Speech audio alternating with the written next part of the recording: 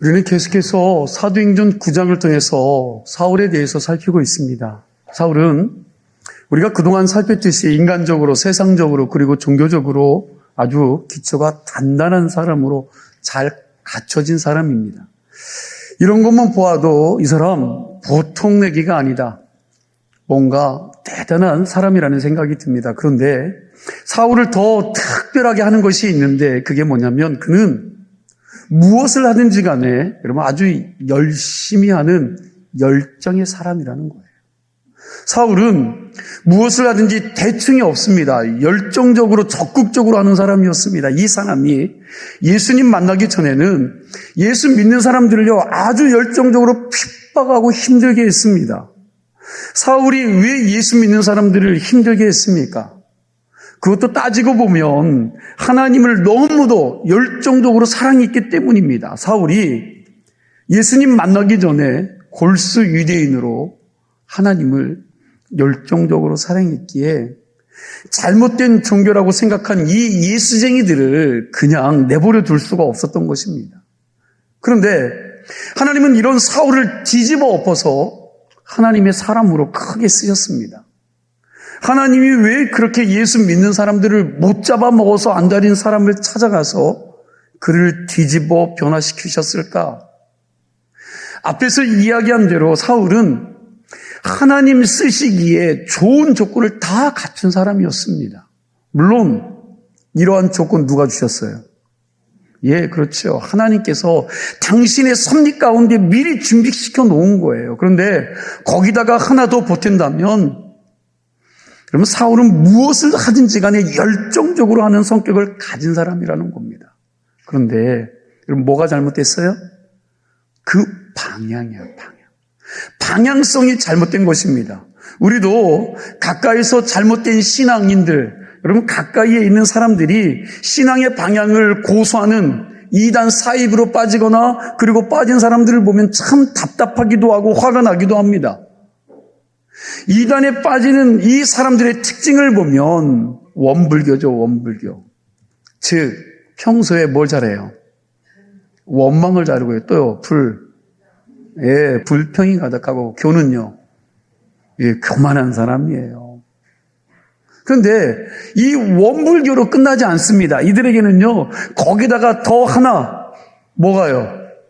열심히 특심인 사람들이에요. 잘 보세요. 이단에 빠진 사람들 치고 여러분 게으르고 열정이 없는 사람이 없어요.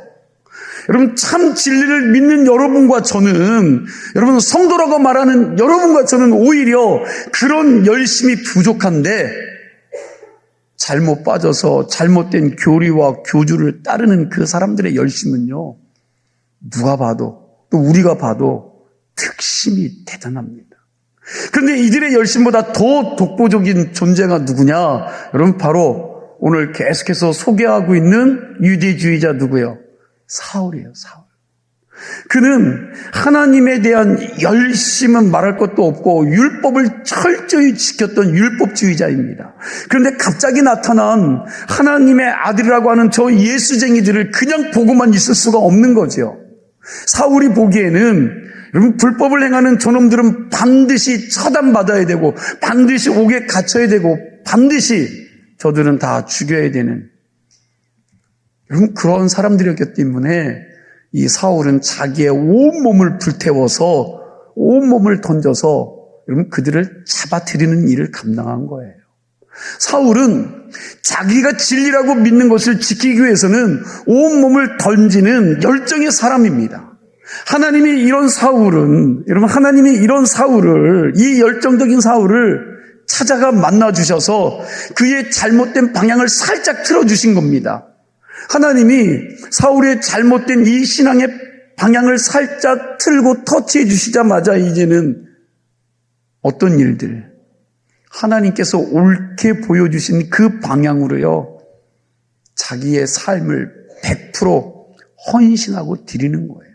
그의 기질처럼 이제 뒤돌아보지 않고 그 일을 위해서 발휘하는 거죠. 다메섹 도상에서 부활하신 예수님을 만나고 난 다음에 자기의 잘못된 방향을 바로 잡고 나니까 이제부터는 자기가 예수 믿는 사람들을 핍박했던 그 열정과 그 뜨거움을 가지고 이제는 뭘요? 복음에 목숨을 건 자, 열정을 지닌 자가 됐다라는 사실입니다. 이제부터는 자기가 진리라고 믿는 확신하는 예수님을 전하기 위해서 엄청난 열정을 가지고 자기의 온몸을 던진 거예요. 복음을 전하기 위해서 불도저처럼 달리는 사람이 된 겁니다. 사울은 뭘 하든지 간에 열정이 있는 사람임을 기억하시기 바랍니다. 핍박도 열정적으로 했지만 예수님 만난 뒤에 복음 전하는 것도 이런 목숨 걸고 열정적으로 했던 사람이에요. 그 기질을 어디 가겠습니까? 그러다가 다메섹에서 쫓겨나고 아라비아 광야로 갔지요. 아마도 사도 바울은 다메섹에서 도망 나오면서 자기가 그렇게 예수 믿는 사람들을 핍박했기에 이제는 자기가 예수를 위해서 핍박받는 것이 당연하다고 생각했을 겁니다. 빌립보서 1장 29절 말씀이요. 우리 함께 보겠습니다. 그리스도를 위하여 너희에게 은혜를 주신 것은 다만 그를 믿을 뿐 아니라 또한 그를 위하여 고난을 받게 하려 하심이라. 뭘 받아요? 예, 고난도 받게 하려 하심이라. 고난 받는 것을요 당연하게 여긴 거예요. 오늘 본문을 보니까 사울이 예루살렘에서 담대하게 복음을 전하고 있습니다. 27절과 29절 말씀을 함께 읽겠습니다. 바나바가 데리고 사도들에게 가서 그가 길에서 어떻게 주를 보았는지와 주께서 그에게 말씀하신 일과 다메섹에서 그가 어떻게 예수의 이름으로 담대히 말하였는지를 전하니라. 또 주 예수의 이름으로 담대히 말하고 헬라파 유대인들과 함께 말하며 변론하니 그 사람들이 죽이려고 힘쓰거늘. 자, 여기 보니까 사울이요 담대하게 복음을 전하고 변론하고 토론도 담대하게 했다고 합니다. 복음을 잘못 알고 있는 사람들과 변론하고 논쟁하는데 여러분 정말 목숨 걸고 열정적으로 했습니다. 29절 말씀에도 보면 헬라파 유대인들과 함께 말하며 변론하니 그랬는데 여러분 그 당시 문화는 여러분 회당에서 사람들이 모이기만 하면 서로 변론하고 토의했던 거예요. 여러분 문화가 토론 문화입니다. 회당은. 그렇기 때문에 그들이 모여서 옳고 그름을 따지는 거죠. 그들이 함께 토론하고 주제를 가지고 변론을 합니다. 여러분 그랬다라고 말하는 거예요. 헬라어로 이 변론이라는 말의 의미는 도전적인 언어입니다. 그래서 뭐라고 표현하느냐? 상대방을 굴복시킬 때까지라는 의미가 가지고 있어요. 그냥 토론하다가 우리처럼 희지부지 끝나는 게 아니에요. 서로가 상대방이 딱 붙었습니다. 붙었으면 뭐 할 때까지? 상대방이 굴복할 때까지. 상대방이 굴복할 때까지 토론하는 겁니다. 사도행전 6장에서 보면 스데반 집사가 아시아, 아프리카, 유럽 등 여러 지역에서 온 디아스포라 유대인들과 회당에서 뭐 했다고요? 논쟁했다는 말이 나오는데 헬라어로 이 논쟁이라는 말과 변론이라는 말이요 같은 말이에요. 그러니까 스데반 집사나 사울이나 예수님에 대해서 사람들과 논쟁하고 변론할 때 도정적으로 상대방이 굴복할 때까지 열정적으로 한 거예요. 대충 하다가 끝낸 게 아닙니다. 아마도 청년 사울이 스데반 집사가 한 이 논쟁을 눈여겨보았다가 예수님 만난 다음에 변화된 뒤에 이 스데반 집사보다 더 열정적으로 여러분 논쟁하고 변론을 벌였다는 생각이 듭니다. 그런데 어느 누구도 여러분 사울과 변론에서 이길 수가 없었어요. 왜요? 이 사울은 여러분 헬라 철학과 율법에 능통했으니까 여러분 누가 이 사울과 논쟁해도 맞짱 떠도 이길 수가 없는 거예요. 여러분 이때 사울과 변론하고 논쟁해서 진 사람들이 어때요? 가만히 있었겠습니까? 여러분 누구와 논쟁을 했어요. 그런데 졌어. 그러면 가서 곱씹고 곱씹어서 화가 나요 안 나요? 나요. 내가 옳은 말인데 내가 졌다고 생각해 보세요. 내가 인정하고 싶지 않은 걸 그 사람하고 논쟁했는데 졌다고 생각해 보세요. 그건 기분 나쁠 일이죠. 그러니 여러분 기분 나쁜 이 사람들이 사울이 아주 담대하게 거침없이 열정적으로 복음을 정말로 여러분 전했지만 그래서 놀라운 일들도 많이 경험했지만 그러나 여러분 진 사람들은 어때요? 반대 세력도 많이 있게 되는 거예요. 이긴 걸로 끝나는 게 아니라 여러분 그거에 대해서 반대하는 세력도 많았다라는 겁니다. 그 세력이 사울을 죽이려고 한 것입니다. 다메섹에서도 죽이려고 했는데 오늘 본문 29절을 보니까 예루살렘에서도 사울과 변론했던 이 사람들이 사울을 죽이려고 했어요. 그래서 사울과 친한 사람들이 사울을 어디로 보내요? 가이사라로 피하게 했습니다. 그렇게 목숨 걸고 변론하면서 복음을 전하니 바울이 들어가서 복음을 전하는 곳마다 여러분 뭐예요? 벌집 쑤셔놓는 것처럼 다 쑤셔놓는 거죠. 시끄러운 겁니다. 다메섹도 시끄러웠고 예루살렘도 시끄러웠어요. 하여튼 사울은 대단한 열정을 가진 사람이에요. 동시에 복음에 대한 열정 때문에 핍박도 많이 받았습니다. 이 사도 바울의 생애를 돌아보며 3제차가 고난이었어요. 예수님의 12제자도 핍박당하고 고난을 당했지만 여러분 사도 바울만큼 핍박을 받지는 않았습니다. 우리 한번 성경을 볼까요? 고린도 후서 11장 23절에서 33절까지 말씀인데 좀 깁니다. 그렇지만 얼마나 고통당했는지 우리 한 절씩 교독하겠습니다. 그들이 그리스도의 일꾼이냐 정신없는 말을 하거니와 나는 더욱 그러하도다. 내가 수고를 넘치도록 하고 옥에 갇히기도 더 많이 하고 매도 수없이 맞고 여러 번 죽을 뻔하였으니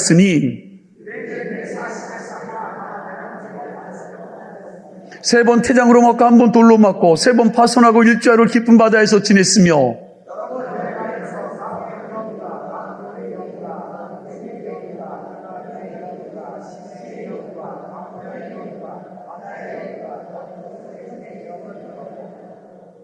또 수고하며 애쓰고 여러 번 자지 못하고 줄이며 목마르고 여러 번 굶고 춥고 헐벗었노라.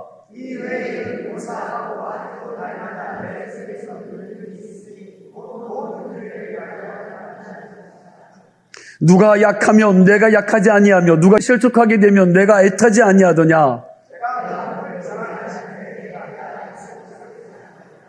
주 예수의 아버지 영원히 찬송할 하나님이 내가 거짓말 아니하는 것을 아시느니라.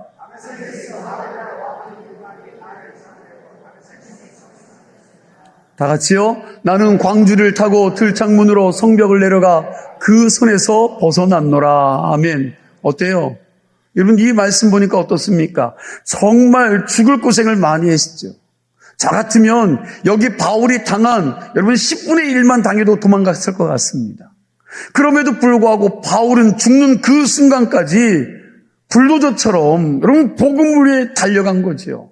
마지막에는 자기가 예루살렘 올라가면 죽을 뻔히 알면서도 여러분 그가 이렇게 고백합니다. 내가 달려갈 길과 주 예수께 받은 사명 곧 하나님의 은혜의 복음을 증언하는 일을 마치려 하면은 나의 생명조차 조금도 귀한 것으로 여기지 아니하노라.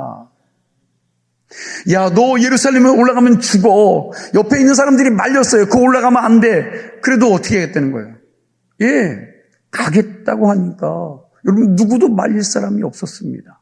사울은 복음을 위해서 한평생 불도저처럼 살았기에 누가 말릴 수가 없었습니다. 죽을 때까지 복음에 대한 이 사울의 열정을 막을 사람이 없었습니다. 아니, 말려도 듣지 않았지요. 사울이 가는 길을 막은 것은 딱 한 번이에요. 누가?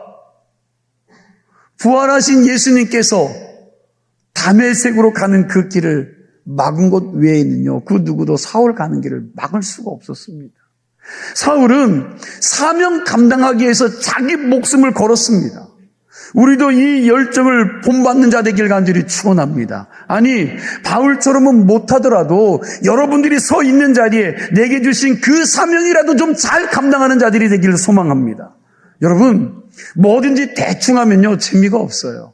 뭐든지 대충 하면 의미도 없고 시간도 안 갑니다. 그러나 무엇을 하든지 열정적으로 최선을 다하면 하는 일마다 재미있고 시간도 얼마나 빨리 가는지 모릅니다. 그러다가 내가 하는 일 때문에 여러분 아름다운 열매들이 주렁주렁 열린다면요, 그건 보람 있는 일 아니겠습니까? 청소 하나를 해도 문 활짝 열어놓고 온 집에 불을 다 환하게 켜놓고 구석구석 청소기 밀고 걸레로 닦아낸다면, 여러분 그렇게 청소해서 화장실부터 현관문까지 여러분 그냥 전체가 깨끗해진다면 여러분 그거 하고 나서 기분이 좋을까요? 안 좋을까요? 예, 기분 좋아요. 보람이 있는 거 아닙니까? 그런데 그냥 하기 싫어서 억지로 대충 하는 중 마는 중 하면 하고 나서 찝찝해요, 안 찝찝해요? 예, 안 해보셔서 모르죠? 예, 찝찝해요. 여러분들은 뭘 할 때가 제일 열정이 있고 재미가 있고 시간이 잘 가는 느낌을 받습니까? 언제예요? 나 자신과 다른 이에게 해를 끼치는 일이 아니라면 뭘 하든지 열심히 해서 그 일의 기쁨과 실력과 선한 열매들이 더 풍성해지기를 간절히 축복합니다. 우리가 예수 믿는 재미도 있고 기쁨도 있고 그리고 여러분 신앙의 철학도 생기면서 예수 믿는 의미도 알게 되면서 영적인 자존감이 높아져야 하는데 예수 믿으면서 왜 이걸 못 느낍니까? 왜요? 대충 믿기 때문에 그렇습니다.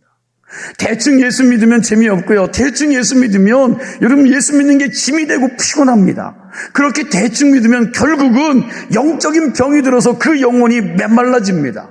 여러분 열심인 사람들이 피곤해지는 게 아닙니다.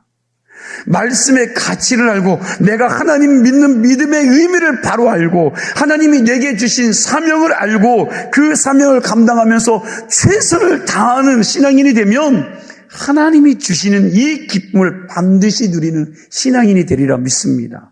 성령께서 우리 마음을 뜨겁게 그리고 내 마음에 다시 한번 열정을 회복시켜 주시는 은혜가 있기를 소망합니다. 그래서 우리도 이 사울처럼 여러분 바울처럼 누구도 만들 수 없는 신앙인이 될 수 있기를 간절히 축원합니다.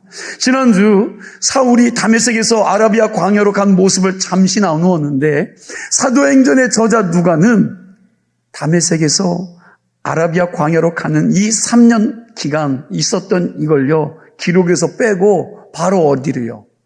예루살렘으로 연결시켰습니다. 지난 시간 여러분 갈라디아서를 통해서 보았듯이 예수 만나 변화된 이 사울이 다메섹에서 복음 전하다가 죽음의 위협을 피해서 나왔지요. 그리고 어디로 갔다고요? 아라비아 광야로 가서 3년 동안 있었던 겁니다. 그리고 3년이 지난 다음에 다시 오늘 말씀처럼 예루살렘으로 왔습니다. 그런데 예루살렘에 와서도 예수 그리스도의 복음을 전하는 여러분 전하고 헬라파 유대인들과 변론하다가 그들에게 뭘 샀어요?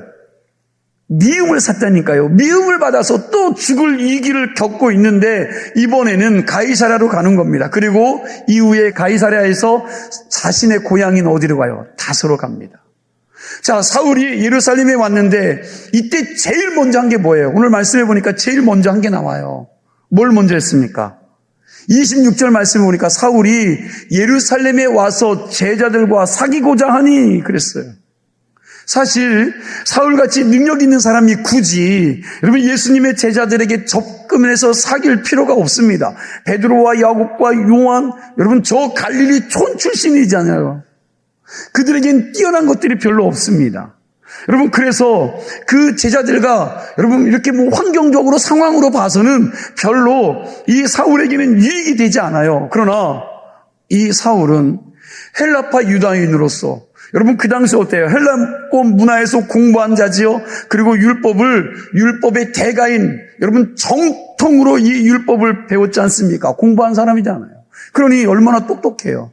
이 똑똑한 사람이 여러분 예수님 제자들과 이 수준 차이가 나니까 사실 만나지 않아도 돼. 그런데 그러함에도 불구하고 사울은 사도들을 찾아가서 만나기를 사귀기를 청하는 겁니다.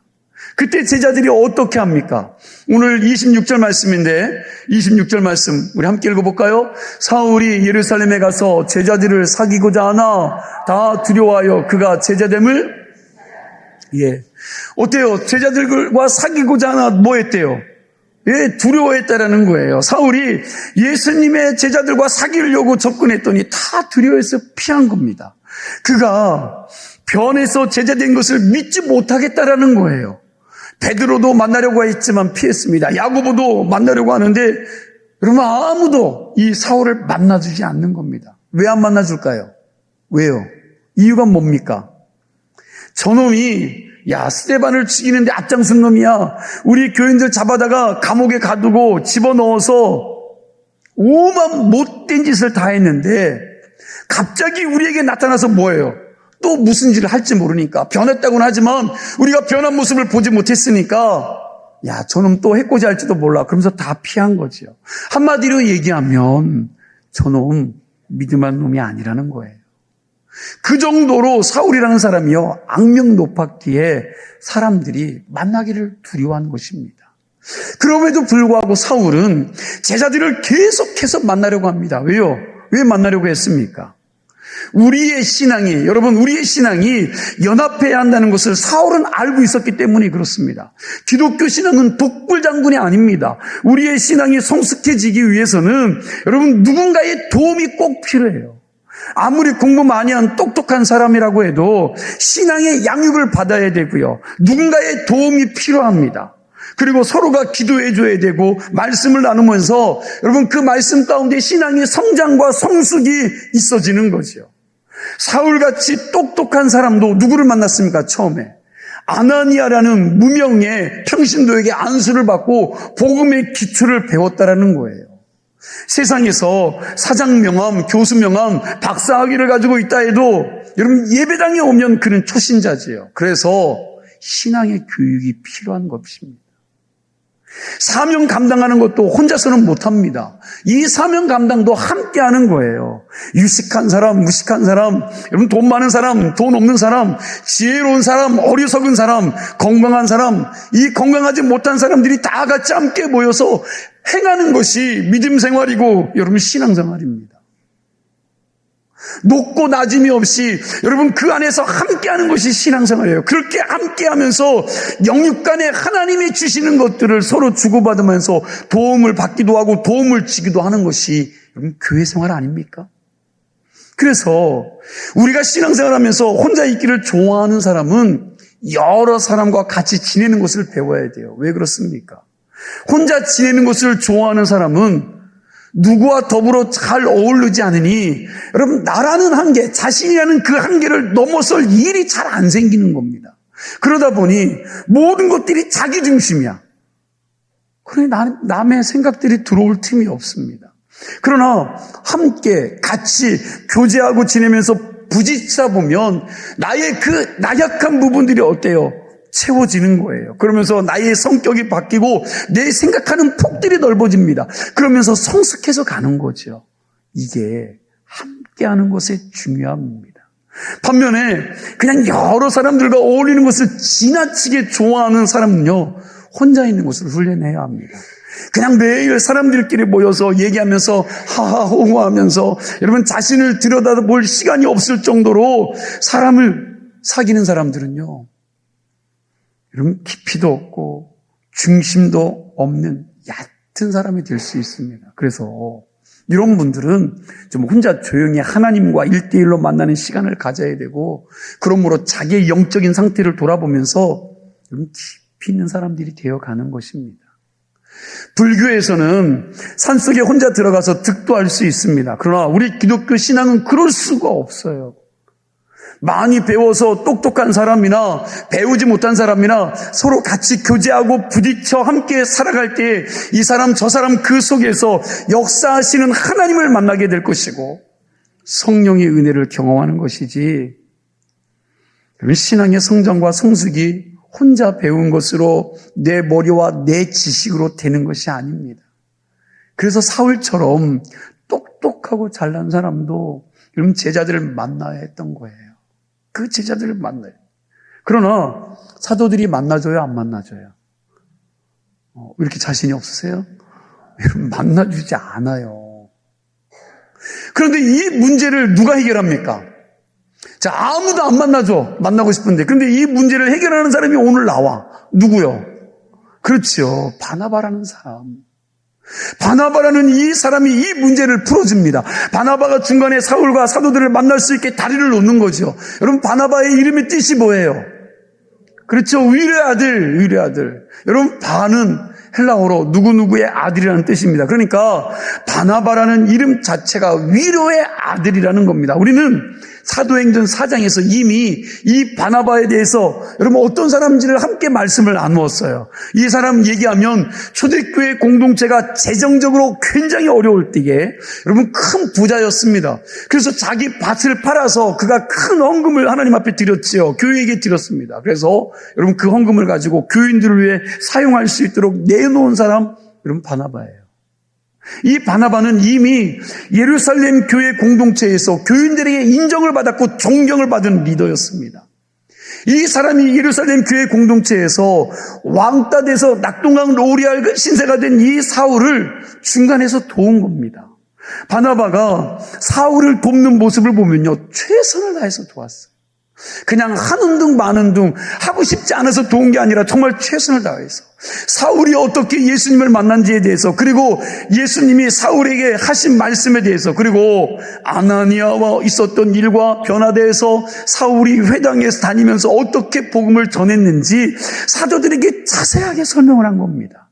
우리가 알고 있는 스토리들을 사도들에게 변호해 준 것입니다. 바나바는 여러분 누구를 도와도 최선을 다하는 사람이었어요.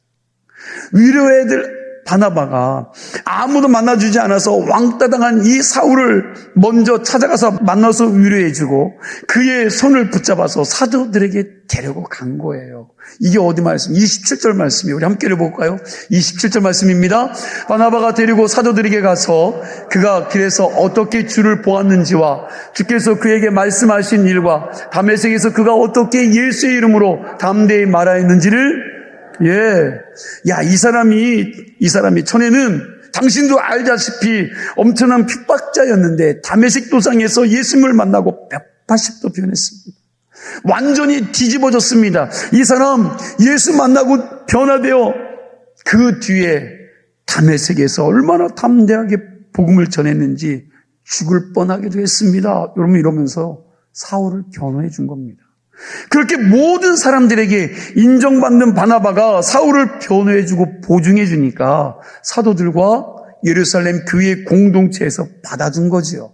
그렇게 해서 사울이 초대교회 공동체에 들어가게 되었고 앞에서 이야기했듯이 예루살렘에서 바로 또 복음을 전합니다. 그리고 헬라파 유대인들과 변론하면서 너희들이 예수가 누구인지 바로 알아야 된다. 그렇게 말하자 이 사람들이요, 이 사울을 또 죽이려고 했습니다. 그래서 이제는 가이사라로 잠깐 피했다가 자신의 고향인 다소로 내려갔다고 30절을 본문은 말씀하고 있습니다. 이건 앞으로 살필 말씀인데 그렇게 다소로 내려간 이 사울을 바나바가 데려다가 안디옥 교회 사역자로 세워요. 여러분 그 당시 안디옥 교회가 부흥해서 말씀을 가르치고 전할 사람이 필요한 겁니다. 사울을 안디옥 교회에 세워 바나바와 함께 여러분 목회를 협동하게 한 거예요. 그러면서 1차 전도여행을 떠났는데 그때 바나바와 사울이 한 팀이 되어서 함께 간 겁니다. 사도행전을 보면 바나바와 사울의 이름이 나올 때 처음에는 누구 이름이 먼저 나와요? 그렇죠. 바나바 이름이 먼저 나오고 바나바와 사울, 바나바와 사울이 이런 식으로 여러분 바나바가 항상 먼저 나왔습니다. 그러나 사도행전 13장에 가면요, 넘어가면 이 순서가 바뀌어요. 뭐라고? 바울과 바나바로 바뀝니다. 이건 리더십이 바뀌었다라는 것을 표시해요. 바나바가 먼저 믿는 사람이고 신앙의 선배입니다. 바울은 바나바보다 늦게 믿은 사람으로 후배예요. 후배 바울을 바나바가 예루살렘 교회에 소개시켰고 안디옥 교회에 소개시켰습니다. 그렇게 해서 선교 여행을 같이 가게 됐는데 이때부터 바울의 영적인 지도력이 발휘되면서 바나바는 뒤로 조용히 빠져줍니다. 바나바가 바울을 그렇게 위대한 리더로 세운 것입니다. 우리도 성경을 보면서 이런 걸 좀 배워야 돼요. 천상천하 유아독족처럼 내 위에 아무도 있으면 안 된다. 내 위에는 아무도 둘 수 없다고 완고하고 경직된 사람이 아니라 이 바나바처럼 나보다 더 남을 여러분 세워서 리더를 발휘할 수 있도록, 리더십을 발휘할 수 있도록 사람을 세우는 자들이 되셔야 될 줄로 믿습니다. 바나바 여러분 참 멋있는 사람이죠. 사도행전 11장 24절 말씀에 보니까 바나바는 착한 사람이요 성령과 믿음이 충만한 사람이라 이에 큰 무리가 주께 더하여. 누구 때문에? 바나바 때문에. 여러분, 초대교회가 부흥했다라는 거예요. 바나바는 착한 사람으로 성품이 아주 좋은 사람입니다. 사람이 좋은 성품을 가진 것도 복이요. 여러분, 정말 좋은 성품 가진 게 복이에요. 좋은 성품을 가진 사람들 만나보기가 참 어려워요. 찾아보기가 어렵습니다. 그런데 여러분, 이 좋은 성품 가진 거 참 복입니다. 그럼 사울의 성격은 어떠했을 것 같습니까? 사울의 성격. 자, 바나바는 칭찬하는 좋은 성품을 가지고 있었어요. 그럼 사울은요? 속된 말로 지랄 맞은 성격이에요. 지랄 맞은. 여러분, 이건 웃자고 하는 얘기인데, 여러분, 성격이 괴팍한 목사들이 목회를 잘한다는 유언비어가 있지 않습니까? 오죽하면 큰 교회에서 목회하는 목사님들 치고 성격 좋은 목사가 없다는 낭설이 또 날아다니겠습니까?